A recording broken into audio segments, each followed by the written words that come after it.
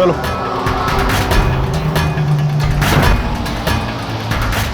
ये औरतें भी ना मेकअप में इतना टाइम लगाती है कि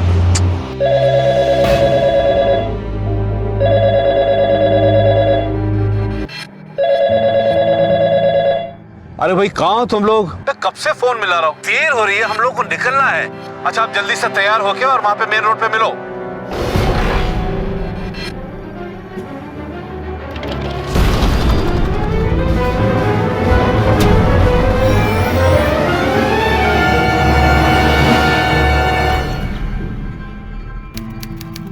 नमस्कार, सावधान इंडिया इंडिया फाइट्स बैक के इस नए एपिसोड में मैं सुशांत सिंह आप सभी का स्वागत करता हूं। हमारी सामाजिक व्यवस्था कुछ ऐसी है कि ज्यादातर घर के कामों की जिम्मेदारी महिलाओं के कंधों पर ही होती है और कई मर्द तो घर के कामों में बिल्कुल दिलचस्पी नहीं दिखाते हैं और इसी बात का फायदा उठाकर कई बार अनजान लोग बिना हमारी मर्जी के हमारे घरों में चले आते हैं। अभी जो दृश्य आपने देखा उसे देखकर भी कुछ ऐसा ही लग रहा था। अमृतसर के रहने वाले मिस्टर नरेंद्र शेरगिल के घर में कौन थे ये लोग? ये जान पहचान वाले थे या फिर अनजान? और उन खून के धब्बों का क्या मतलब था? जाहिर है यहां कोई अनहोनी हुई थी और मिस्टर शेरगिल को इसका अंदाजा तक नहीं था। क्या हुआ, कैसे हुआ, ये जानने के लिए चलते हैं कुछ हफ्तों पीछे।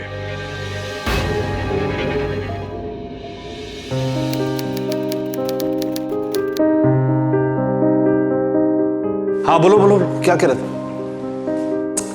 अब करेंसी के रेट गिर गए तो उस पर तो मेरा बस नहीं है। रुको मैं चेक करता हूं। नरेंद्र शेरगिल का एक्सपोर्ट का बिजनेस उन्हें हमेशा बिजी रखता था। फोन कॉल्स, मेल्स, डेडलाइंस, हमेशा काम में ही व्यस्त रहते थे। कोटेशन देखो पुराना, मैं निकाल रहा हूं कॉपी। देखो कौन है? पेपर वाला आया है, उसे 500 रुपए देने हैं। तुम देख लो, क्लाइंट है फोन पे। मैं बाथरूम में हूँ, तुसी इतना भी नहीं कर सकते हो? होल्ड कर। हाँ देखा तुमने? हाँ तो बताओ ना यार, कैसे वर्कआउट हो? हाँ हाँ मैंने देखा है। अब मार्केट इतना अनप्रेडिक्टेबल हो गया तो मैं क्या करूं? हाँ हाँ ठीक है। हाँ हाँ तुम डील फाइनल करो।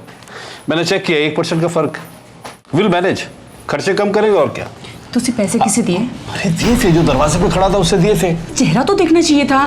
मैं करता हूं। ना अरे भाई नहीं देखा, फोन पे था।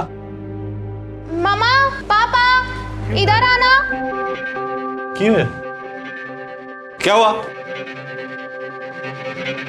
क्यों है? पापा, आपने इनको 500 रुपए दिए हैं क्या? ये 500 रुपए के अंडे लाए।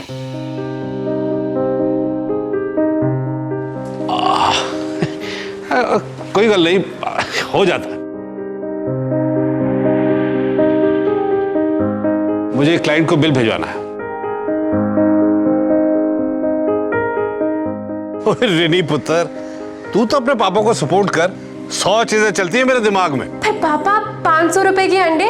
पापा ना, दैट्स टू मच। ओए ओए पुत्र, गलती किसी से भी हो सकती है, हैं? अच्छा तू छड़, ये बता तेरी पढ़ाई कैसे चल रही है? पापा आप टॉपिक मत चेंज करो। हाँ, और वैसे भी पापा ये बहुत सीरियस मैटर है। पापा how can you be so careless? आपको पता है ना, टाइम्स आर वेरी बैड। पापा ओए पुत्र, अपनी माँ की तरह शक्की मत बन। कुछ भी नहीं होता है, टेंशन मत ले तू। अच्छा ये बता, तू डॉली की शादी में आ रही है?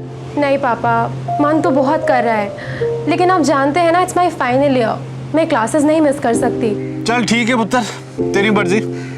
ख्याल रखिए अपना। ठीक है पापा। I love you, चल। नरेंद्र शेरगिल ने इस बात को गंभीरता से नहीं लिया, हंसी में उड़ा दिया। लेकिन हर बात को हंसी में उड़ा देना ठीक नहीं। साफ हो गया काम, जा रही हूँ।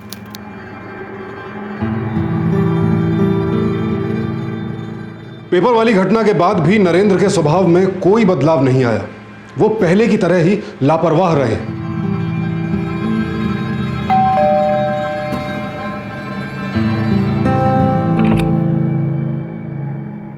अरे रेनू, धोबिया है।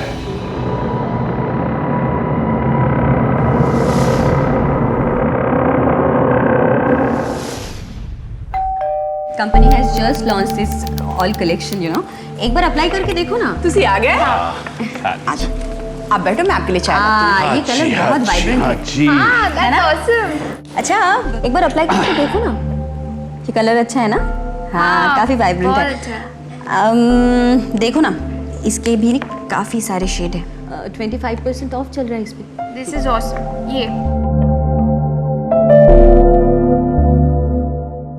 ये लो जी, तुसी चाय पियो। ये तुम माँ बेटी मिलके ना बहुत खर्चा कर रहे हो भाई। तुसी भी ना कमाते किसके लिए हो? हमें लोगों के लिए ना। देखो, हमें शादी में जाना है और वहाँ पे आपके सारे रिश्तेदार आए रहेंगे और मैं बन ठन के नहीं जाऊंगी तो बेइज्जती आपकी होगी, समझे? अरे भाई, मैं कहाँ मना कर रहा हूँ, खरीदो खरीदो। मैंने आपसे गल करनी थी। हाँ बोलो। पहले आप ये फोन रखो। ओहो, एंगेज है। हाँ बोलो, जल्दी बोलो। जब कल आप बैंक जाना तो बैंक लॉकर से मेरी ज्वेलरी लेते आना, प्लीज ना मत करना। रेनू, तुम्हारे काम ना खत्म ही नहीं होते।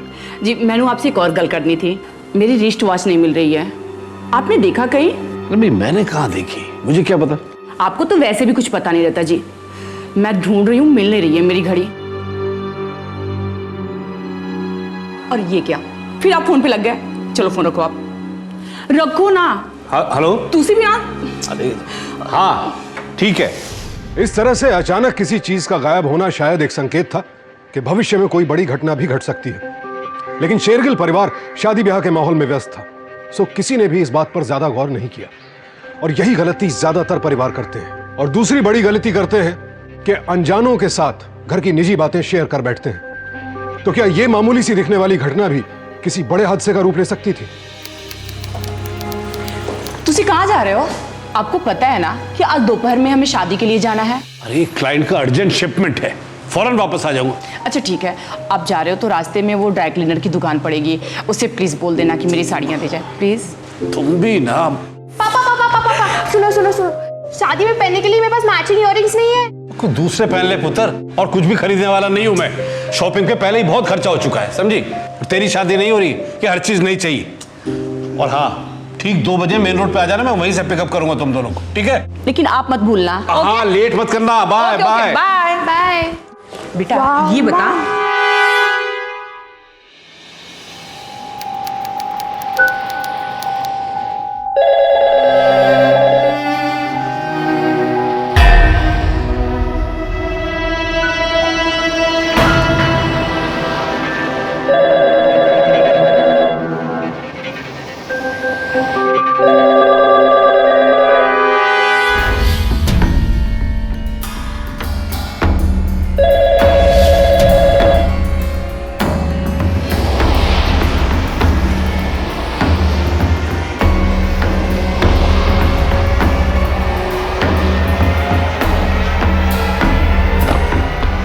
चलो।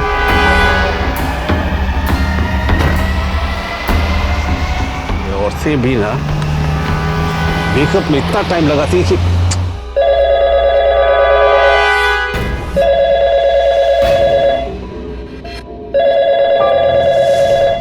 अरे भाई, कहाँ तुम लोग? मैं कब से फोन मिला रहा हूँ, देर हो रही है, हम लोग को निकलना है। अच्छा, आप जल्दी से तैयार होके और वहां पे मेन रोड पे मिलो।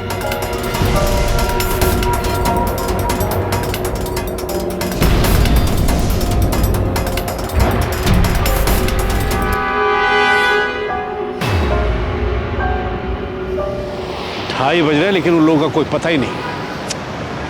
बिन्नी अपनी नाराजगी निकाल रही, और मुझे ही जाना पड़े। जरा सा भी पैदल नहीं चल सकते हैं। चलो।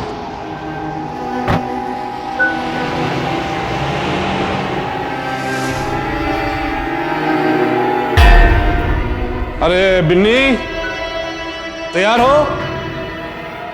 अरे क्यों देर कर रहे हो तुम लोग? भाई कहाँ हो? रेनू, रेनू,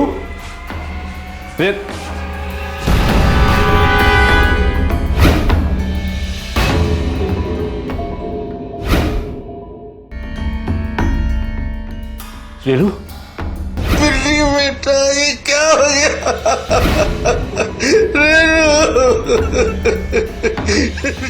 एक ही झटके में नरेंद्र शेरगिल की जिंदगी रुक सी गई। उनकी पत्नी रेणुका के साथ साथ उनकी 17 साल की बेटी बिन्नी की भी बड़ी बेरहमी से हत्या कर दी गई। कौन जिम्मेदार था इन हत्याओं के लिए? और आखिर हुआ क्या था?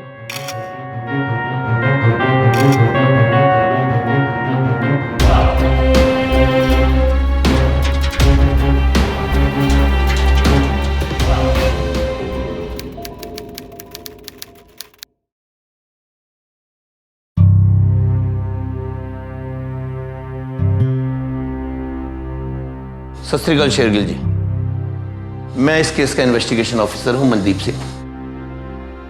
ओके, हाय, बैठे।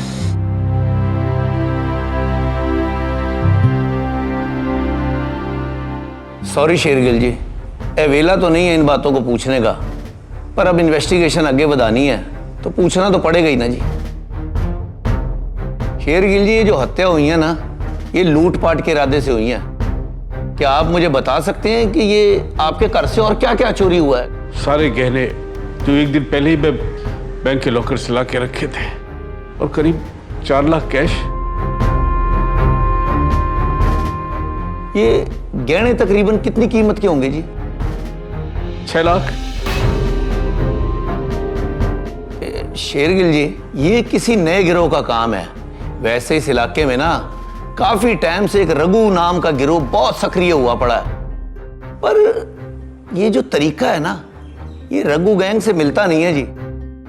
ना तो इसमें उसने कोई बेहोश किया है किसी को, ना क्लोरोफॉर्म सिंघाया है, ना कोई जबरदस्ती एंट्री हुई है, कोई दरवाजा दरूजा भी नहीं टूटा। मुझको ऐसा भी लग रहा है कि इसमें आपके किसी कोई रिश्तेदार या जान पहचान वाले का कोई काम तो नहीं है। आपको किसी पे कोई शक है तो मुझे बताओ।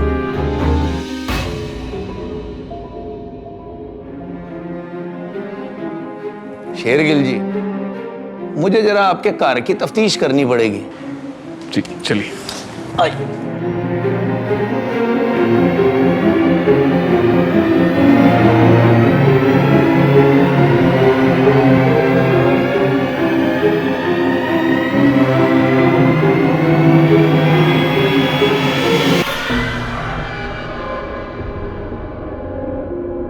शेरगिल जी, यह जगह खाली क्यों है?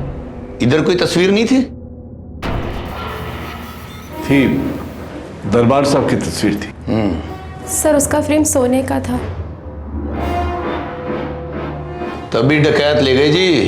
वो फ्रेम तो इतना गंदा था कि देखने से कोई भी नहीं कह सकता था कि वो सोने का था। शेरगिल जी, तभी तो मैं कह रहा हूं कि ये काम आपके किसी पेदी का है जो आपके घर के बारे में सब कुछ जानता है। आप याद करो, कौन कौन है आपके जान पहचान में जो ये काम कर सकता है?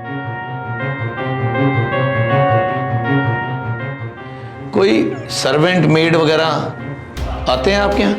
हाँ, एक मेड थी। गुड। तो उस मेड का नाम नंबर हमें दे दीजिए। और हाँ, आपने उसकी वेरिफिकेशन तो कराई हुई है ना? क्या शेरगिल जी, आप इतने लापरवाह भी हो सकते हैं? सर, एक्चुअली वो मेड नहीं थी, उसको मम्मा ने सिर्फ 1 महीने के लिए रखा था, बाकी हमें कुछ नहीं पता। तो आप तो उसे पहचान लेंगी ना, आइडेंटिफाई कर लेंगी। पर सर, मैंने उसे कभी देखा ही नहीं। एक्चुअली मैं स्टडीज की वजह से बाहर रहती हूँ। कोई दूध वाला, कोई अखबार देने वाला आता होगा, कोई तोबी वगैरह?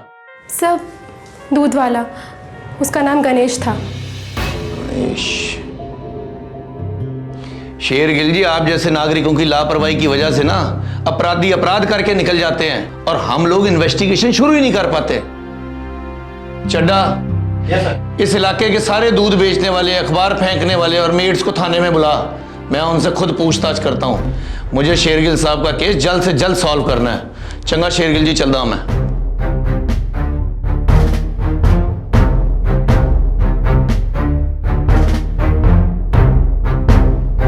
पापा, मैंने आपसे कहा था ना। कई बार हमारी छोटी सी लापरवाही इतनी महंगी साबित होती है कि इंसान अपना सब कुछ गंवा बैठता है। मिस्टर शेरगिल के साथ भी यही हुआ था। उन्होंने एक पल में अपना सब कुछ खो दिया था, और उन्होंने जो कुछ खोया था अब उसका वापस लौटना नामुमकिन था। इस हादसे के बाद मिस्टर शेरगिल अपने आप को अंदर से बेहद कमजोर महसूस कर रहे थे, लेकिन कहीं ना कहीं उनके अंदर एक गुस्सा, एक हौसला भी जन्म ले रहा था कि वो अपराधियों को उनके किए की सजा दिलवा कर ही रहेंगे। जिसमें एक तरफ उनकी बेटी रानी उनका साथ दे रही थी, तो दूसरी तरफ पंजाब पुलिस भी तत्परता से अपनी कार्यवाही में जुटी थी।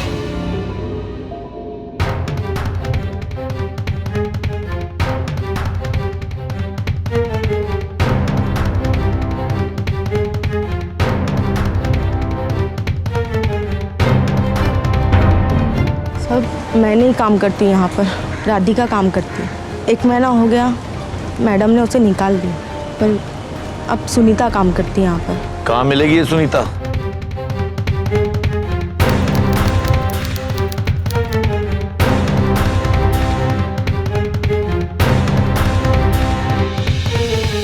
साहब हो गया काम, जा रही हूँ।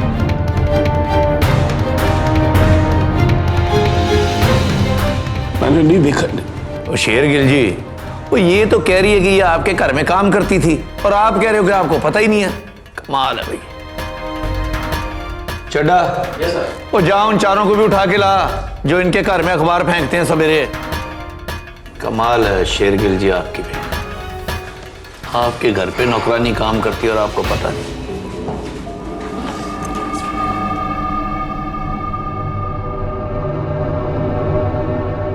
अब इन चारों में से पहचानिए कि कौन आपके घर में सुबह सवेरे अखबार फेंकता है।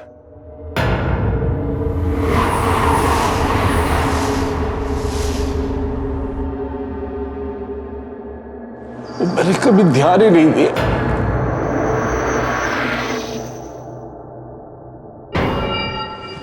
अब तुम लोग खुद बताओगे कि इनके घर में अखबार कौन फेंकता है कि मैं पूछूं अपने तरीके से?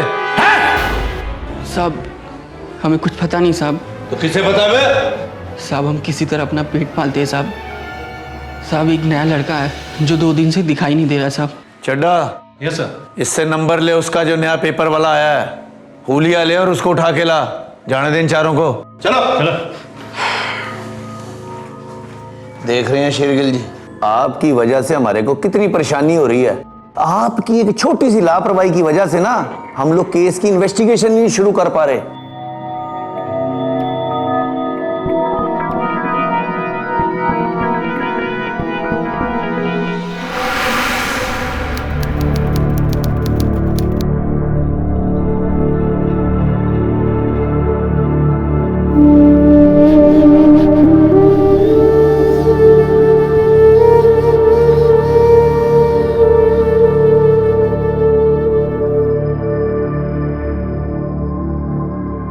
पापा, पापा,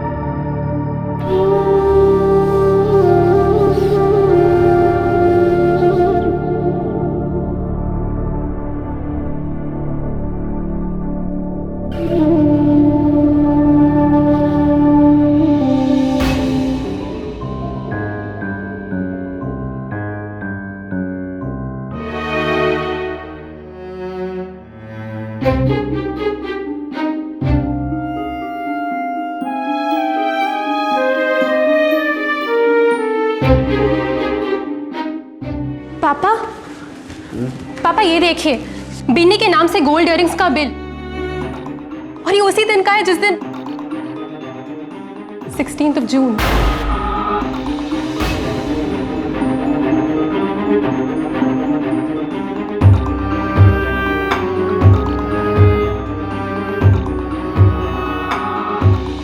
शादी में पहनने के लिए मेरे पास मैचिंग इयररिंग्स नहीं है। और कुछ भी खरीदने वाला नहीं हूं मैं। शॉपिंग के पहले ही बहुत खर्चा हो चुका है, समझी? बिन्नी को चाहिए था गोल्ड इयररिंग, उसने मुझसे कहा भी था, लेकिन मैंने उसे मना कर दिया। लेकिन वो ये खरीदने गई कैसे होगी? टाइम ही कहाँ था उस दिन? पापा, होम डिलीवरी, वो इयररिंग्स खरीदने गई नहीं थी, कोई उसको घर पे देने आया था। यही वो आदमी जिसको हम ढूंढ रहे हैं। This is the man.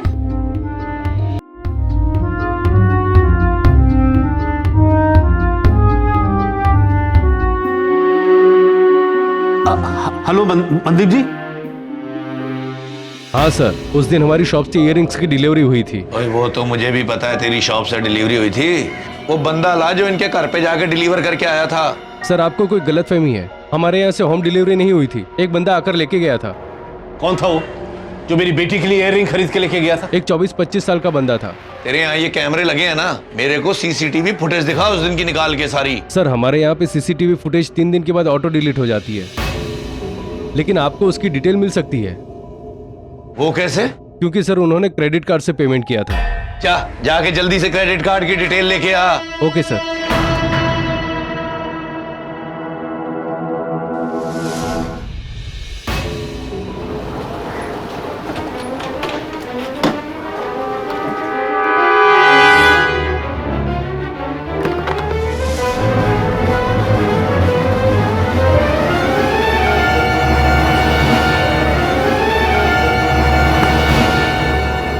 Sir क्या हुआ सर?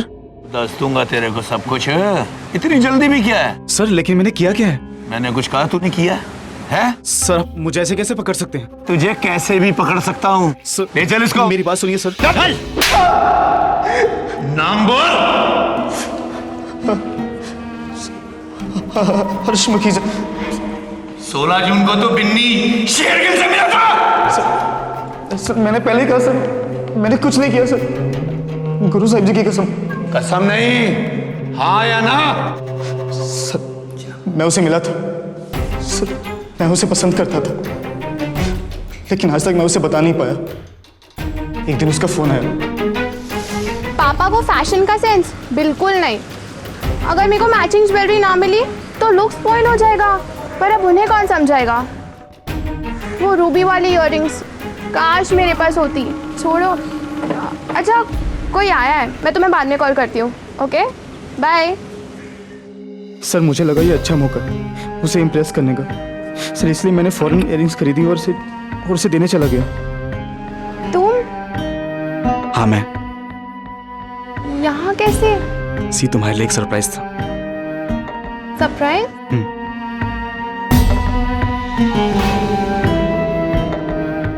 तुम्हारे लिए, जस्ट फॉर यू।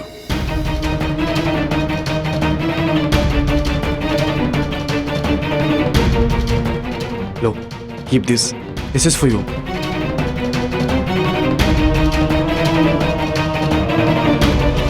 सोलह जून को जब तू उसके घर गया था तो उसकी माँ मिसेस शेरगिल मिली थी तुझे? मैंने कुछ नहीं देखा सर, मैं मैक्सिमम 5 मिनट था वहां पे। उस 5 मिनट के बाद तू कहां गया, क्या क्या किया, एक एक चीज बता। अगर झूठ बोला ना तो गाड़ दूंगा तुझे। सर उसके बाद मैं घर गया और मैंने अगले दिन पेपर में पढ़ा कि बिन्नी और उसकी मोम उनका खून हो गया। और सर रिपोर्ट में यह था कि मर्डर मेरे वहां से निकलने के बाद हुआ। तो sir I got freaked out, अगर किसी को पता चल जाता तो फंस जाता सर, इसलिए मैंने किसी को कुछ नहीं बताया। अगर तेरी एक भी गाल झूठी निकली ना तो तुझे बचाने वाला कोई नहीं मिलेगा। सर मैं सच कह रहा हूं, मैंने कुछ नहीं किया।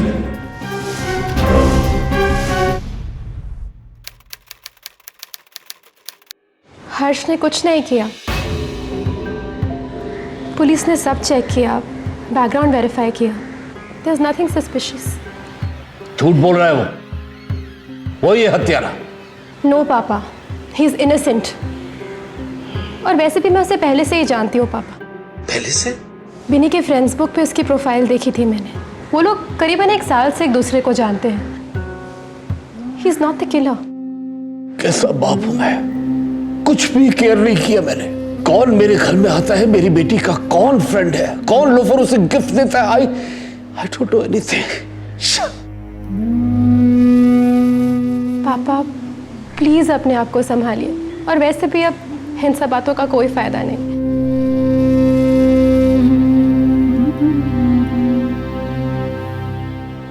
जो होना था वो तो हो गया,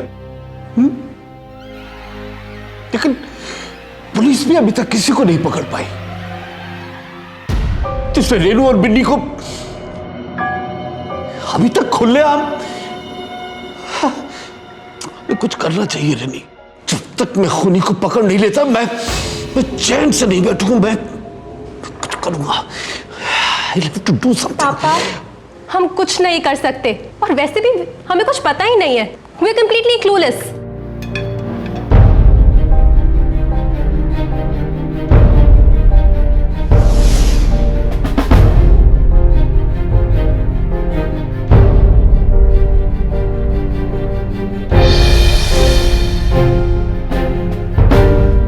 साहब, मैं काम वाली रोज आपके घर में काम करती हूँ, आपको याद नहीं क्या?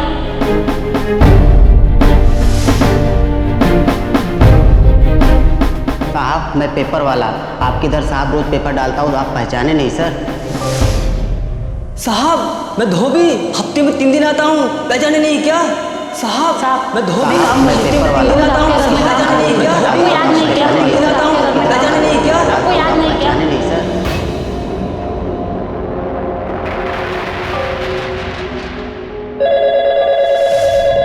Hello hello hello uncle uncle uncle, मैं हर्ष बोल रहा हूँ। अंकल सॉरी, मैं आपको उस दिन इन्फॉर्म नहीं कर पाया। एक्चुअली मैं बहुत डर गया था। फोन क्यों किया तुमने? अंकल, मुझे याद आया कि उस दिन जब मैं घर लौट रहा था, बिन्नी को इयररिंग्स देके मैंने कुछ लोगों को गेट पे देखा था।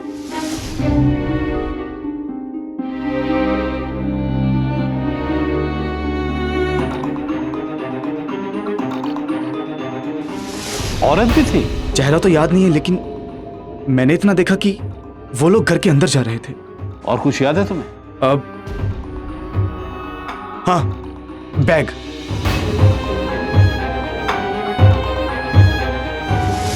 बैग? यस।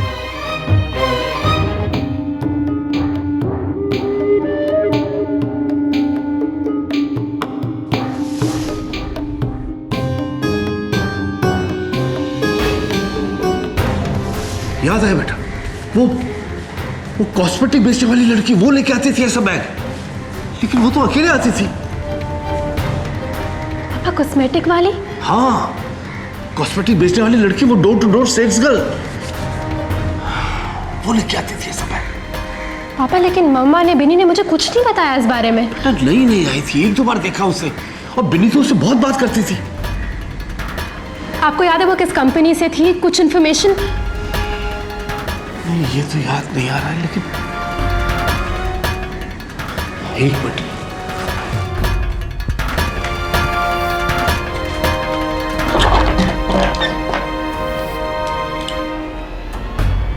नहीं, इसमें तो बी नहीं लिखा हुआ बेटा। पापा, ध्यान से चेक कीजिए।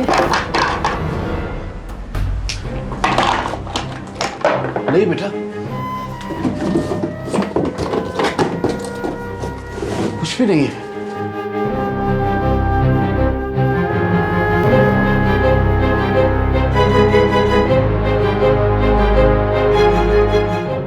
तो कहीं भी कुछ भी नहीं मिला।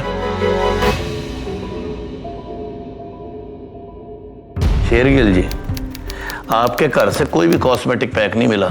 ये क्रिमिनल है ना जो बहुत सियानी है, इसने कोई भी निशानी नहीं छोड़ी है। आपको उस लड़की का चेहरा याद है कुछ? ये डबल बी किस कंपनी का लोगो है, ये तो पता लगाना पड़ेगा। आखिर डबल बी नाम की कितनी कंपनियां होंगी? कोशिश करते हैं शेरगिल जी, मुश्किल तो होगा पर पता तो लगाना ही होगा ना जी।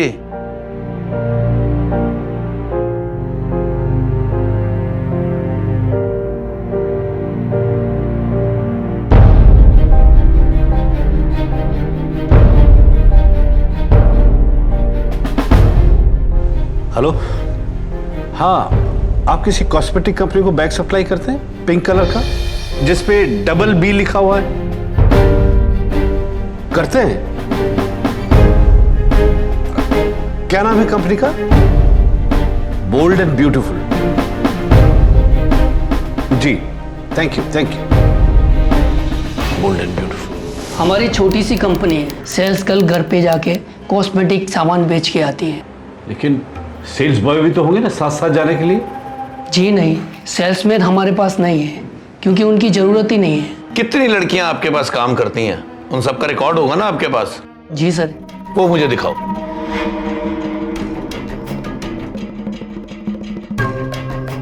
यही रिकॉर्ड है सर।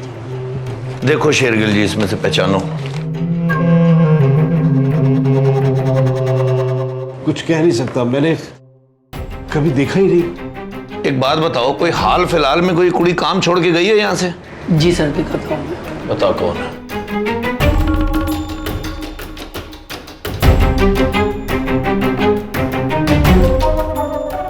ये है सर जी। ये रिया चड्डा।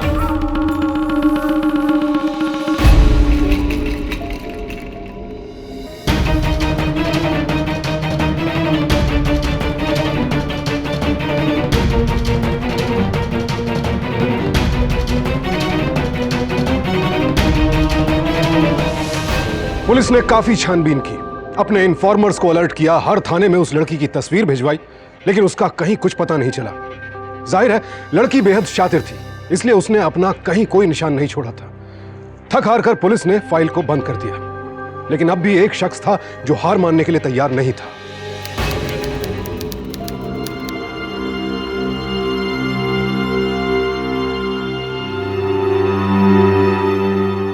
शेरगिल जी, मैंने आपको कहा ना कि मुझे अभी उस कुड़ी की कोई इतला नहीं मिली है। जैसे ही मेरे को कोई इतला मिलेगी मैं सबसे पहले आपको बताऊंगा। ऐसे कैसे हो सकता है? कुछ तो पता चला होगा, कोई छोटा सा भी सुराग मिल जाता तुम। शेरगिल जी, अभी कुछ पता नहीं चला, और मैंने तो सीआईडी वालों को भी इसमें इन्वॉल्व कर लिया है। अब कुड़ी कहाँ गायब शायब हो गई हमको पता नहीं लग रहा, लेकिन मैं बहुत जल्दी उस कुड़ी को ढूंढ लूंगा। ओ जी, मैंने उड़ती उड़ती खबर सुनी है मुंबई। नॉट श्योर जी, वो ऐसी खबरें उड़ती उड़ती तो आती रहती हैं। किसी ने देखी है, बता दिया है, ये कोई श्योर खबर नहीं है। जैसे ही मेरे को कोई ठोस सबूत मिलेगा ना, मैं उस कुड़ी को दबोच लूंगा। जाना है। जाना है? क्या हुआ? जाना है।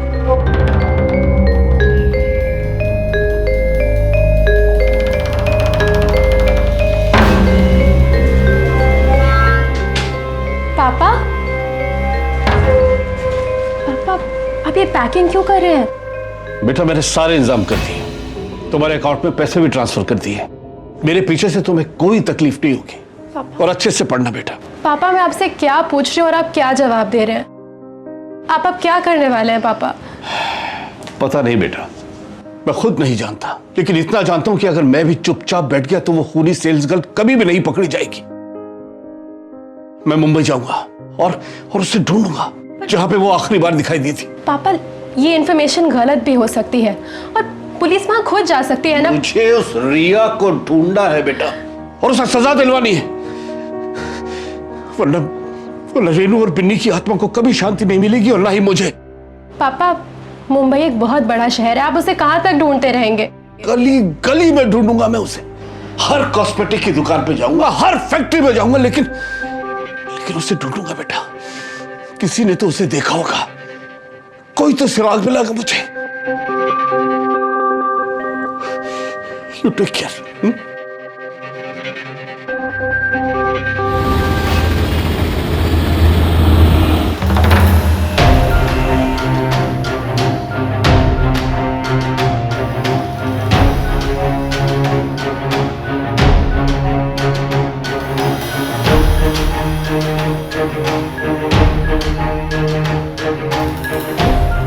नरेंद्र शेरगिल ने ठान लिया था कि चाहे जो भी हो जाए वो अपराधी को ढूंढ निकालेंगे और उसे उसके किए की सजा दिलवा कर ही रहेंगे। लेकिन इतने बड़े देश में एक अपराधी को ढूंढ पाना कोई आसान काम नहीं था। क्या इस नामुमकिन लगने वाले मिशन में उन्हें सफलता मिलेगी?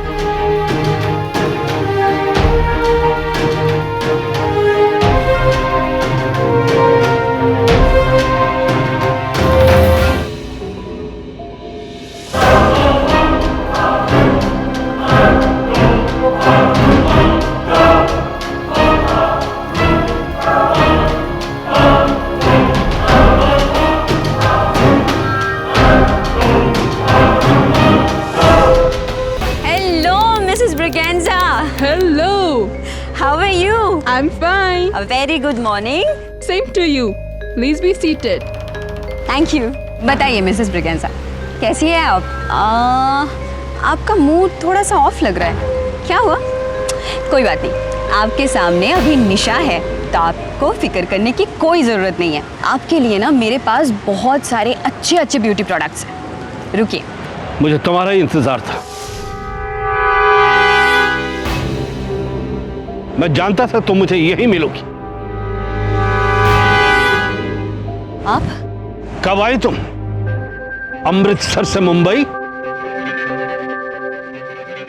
Run guys! पकड़ इसको।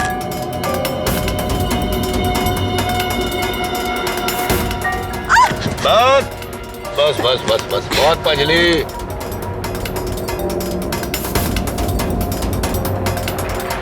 लेके चलो इन सबको। चल अपना छोड़ो मुझे!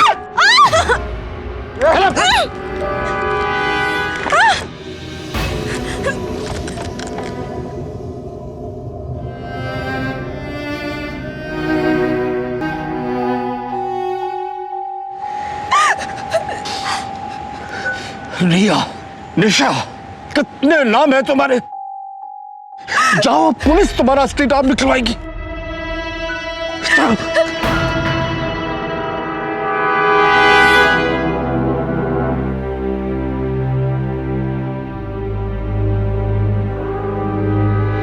बोलेगी या बुलवाना पड़ेगा तुझसे? मुझे बुलवाना बहुत अच्छी तरह से आता है। सर मुझसे गलती होगी, I'm sorry।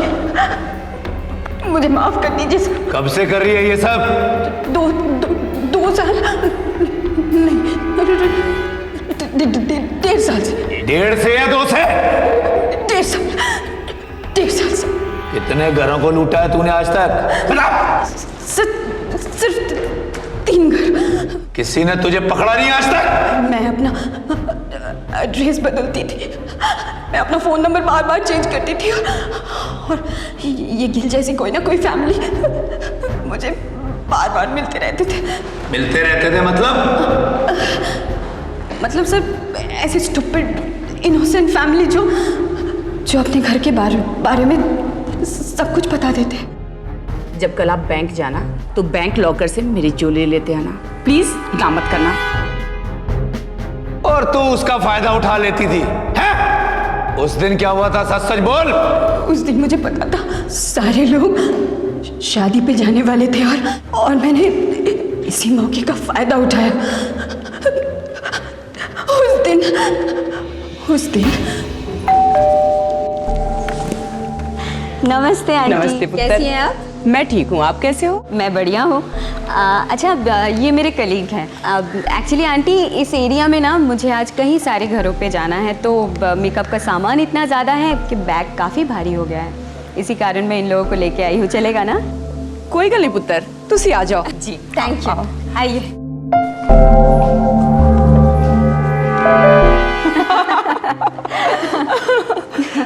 पुत्र, आप मेकअप का सामान इतना लेट लेके आ रहे हो, मैं शादी में बगैर मेकअप का जाऊंगी क्या? सॉरी आंटी, मुझे सीरियसली पता नहीं था, पर अब मैं आ गई हूँ ना, मैं सब कुछ ठीक कर दूंगी। कोई गल नहीं पुत्र, तुसी आराम से बैठो, मैं आपके लिए चाय नाश्ता लाती हूँ।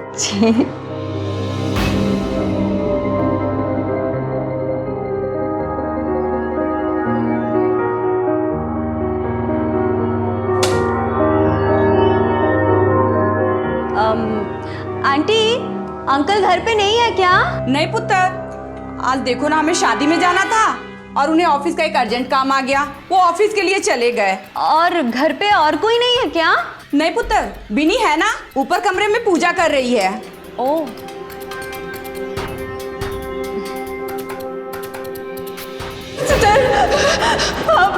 आप यकीन कीजिए, मुझे पता नहीं था कि उस दिन उनकी छोटी बेटी उस घर पे रहेगी। मुझे लगा कि वो कॉलेज जाने वाली है, वो घर मैं नहीं चाहती थी कि मेरे हाथ से दोनों का मर्डर हो जाए। आगे बोल, चुप नहीं, सारी राम कहानी सुना मेरे को। और उसके बाद मैं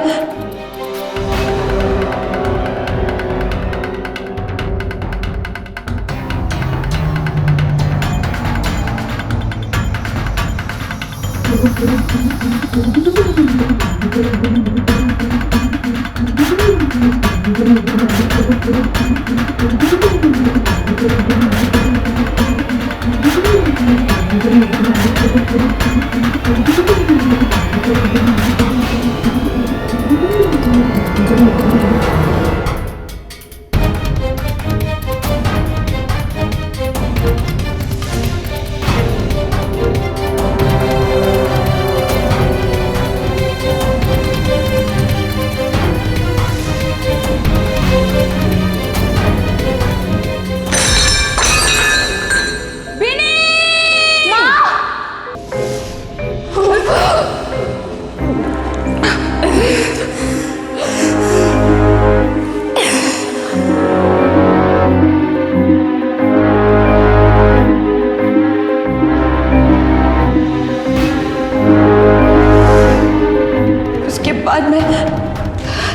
मैंने घर से सारी चीज चोरी कर ली है। एक काम कर, वो फोटो फ्रेम निकाल। आंटी कहती थी कि वो फ्रेम सोने का है। निकाल निकाल। ये मिल गया ज्वेलरी। यस, चलो। अब से जेल में बैठ के प्लानिंग करी, समझी?